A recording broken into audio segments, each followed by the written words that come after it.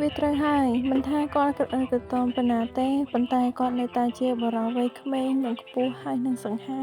មើលទៅនៅក្នុងចិត្តខ្ញុំមិនបានចាត់ទុកគាត់ជាចៅហ្វាយវ័យក្មេងទៀតទេប្រហែលជាខ្ញុំគួរតែត្រឡប់ទៅបន្ទប់ស្នាក់នៅវិញហើយនេះតើនាងចង់មានន័យថាត្រឡប់ទៅវិញមែនទេនាងអាចស្នាក់នៅកន្លែងនេះនៅក្នុងថ្ងៃនេះបានខ្ញុំនឹងទៅនៅកន្លែងផ្សេងនាងកុំបារម្ភពេកអីខ្ញុំតែងតែជាបរិដែលគួរឲ្យទុកចិត្តបំផុតបើសិនជាវាកើតឡើងទៅលើគេងឆេងវិញនោះខ្ញុំក៏ឲ្យគាត់ស្នាក់នៅ2ទៅ3ថ្ងៃដែរអញ្ចឹងយើងទាំងពីរនាក់គួរតែស្នាក់នៅទីនេះទាំងអស់គ្នា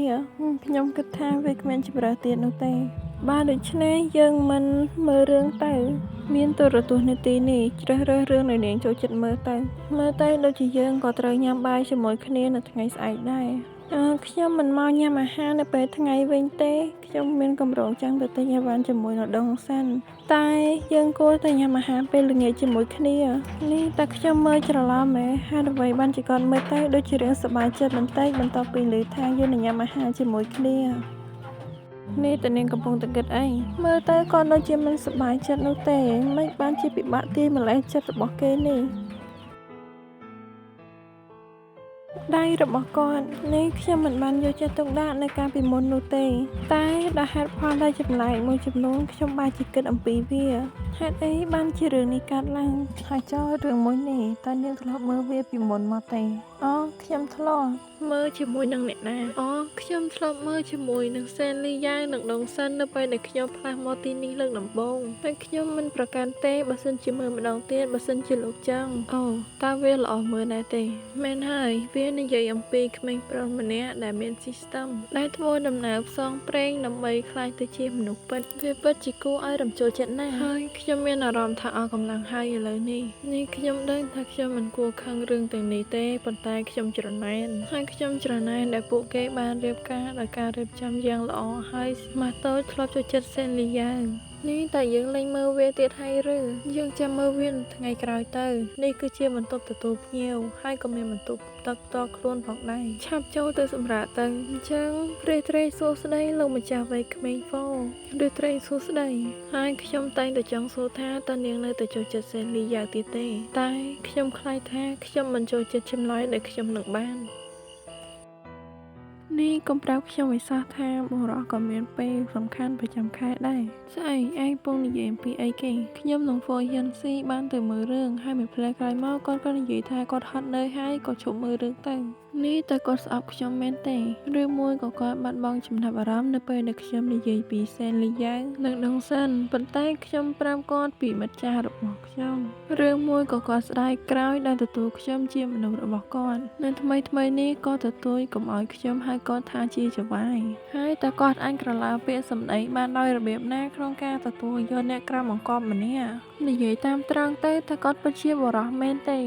មីងស៊ីតើឯងចាប់អារម្មណ៍ទេថាហ្វូយ៉ាន់ស៊ីគឺជាមនុស្សដែលឯងប្រាប់ខ្ញុំច្រើនជាងគេនៅក្នុងថ្មីនេះនិយាយតាមត្រង់ទៅគឺឯងបានស្គាល់ជាមួយនឹងគេឆេងវិននិងជាងសិនឈៀវបន្ទាប់ពីផ្ទៃថ្នាក់រៀនមែនដែរទេ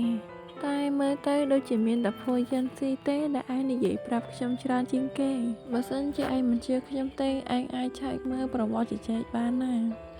ចាមីងស៊ីតើឯងកំពុងតែមើលអីតើមុខមិត្តរួមតុរបស់នាងមានប្រឡាក់អីហើយកាហ្វេដែលគ្រូលោកស្ដីបន្ទោសខ្ញុំនៅពេលក្នុងថ្នាក់ដោយសារមើលគាត់នោះវាគ្មានរឿងអ្វីធំដុំនោះទេបើសិនជាវាកើតឡើងទៅលើគេងឆេងវិញនោះខ្ញុំក៏ឲ្យគាត់ស្នាក់នៅ2ទៅ3ថ្ងៃដែរខ្ញុំមានការខកចិត្តយ៉ាងខ្លាំងនៅពេលដែលលើគាត់និយាយបែបនោះវាជារឿងធម្មតាដែលលោកធ្វើចំពោះមនុស្សដែលលោកបានស្គាល់ជាយូរណាស់មកហើយ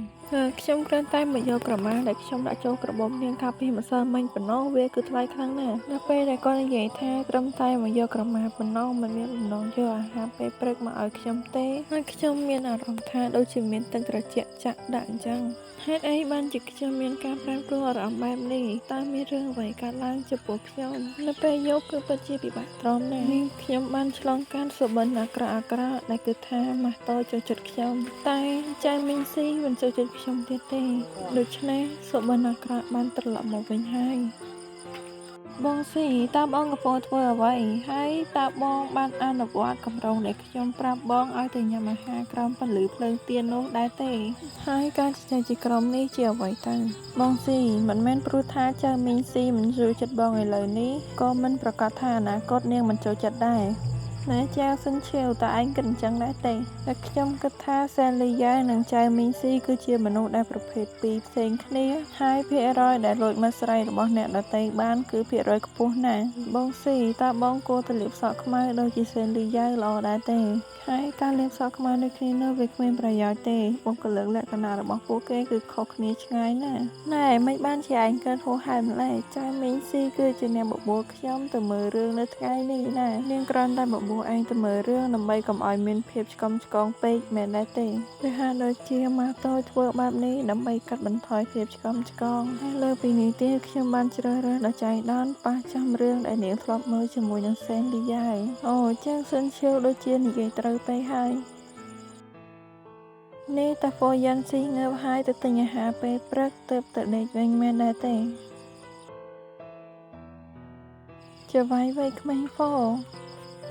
បើសិនជាលោកគេងដែលគ្មានភួយលោកប្រកាសជាផ្ដាសាយហើយនៅថ្ងៃស្អែកខ្ញុំត្រូវតែទទួលស្គាល់ថាចាវាយវៃក្មេងដល់ក្រអឺក្រតម្នាក់នេះពិតជាសង្ហាខ្លាំងណាស់តែមើលទៅដូចជាមានតែភួយយ៉ាន់ស៊ីទេដែលឯងនិយាយប្រាប់ខ្ញុំច្រើនជាងគេហានាងមិនចូលចិត្តខ្ញុំទេប៉ុន្តែនាងនៅតែធ្វើឲ្យប្រកាសថាខ្ញុំសម្រាប់ធ្វើឲ្យបានត្រឹមត្រូវមែនដែរទេបងស្រីធំមីងស៊ីបងពិតជាផ្លាស់ប្ដូរច្រើនណាស់ប៉ុន្តែបងនៅតែមិនផ្លាស់ប្ដូរនៅក្នុងចិត្តនោះទេនេះតាមមុខរបស់បងបានជាសះស្បើយទាំងស្រុងហើយចាវាបានជាសះស្បើយទាំងស្រុង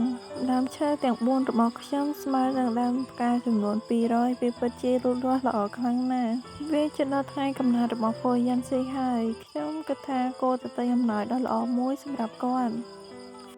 អូចៃដន្យមែនពេលដូចនឹងថ្ងៃកំណើតរបស់គាត់ដោយសារតែខ្ញុំមិនដឹងទិញអ្វីឲ្យគាត់ហើយអ្វីបានជាខ្ញុំមិនទិញតាមថ្ងៃខែឆ្នាំកំណើតរបស់គាត់ទុកទៅសម្រាប់ថ្ងៃក្រោយតើអ្នកនាងអាចខ្ចប់វាឲ្យខ្ញុំបានទេអរគុណច្រើនចាយល់ព្រមខ្ញុំសង្ឃឹមថាគាត់គិតថាអំណោយរបស់ខ្ញុំគឺពិសេសនិងមានអារម្មណ៍ថាសប្បាយចិត្តជាងមុននៅថ្ងៃនោះអូពិតមែនហើយដងសិនតែឯងទៅតែមកពីប្រទេសបារាំងមែនទេ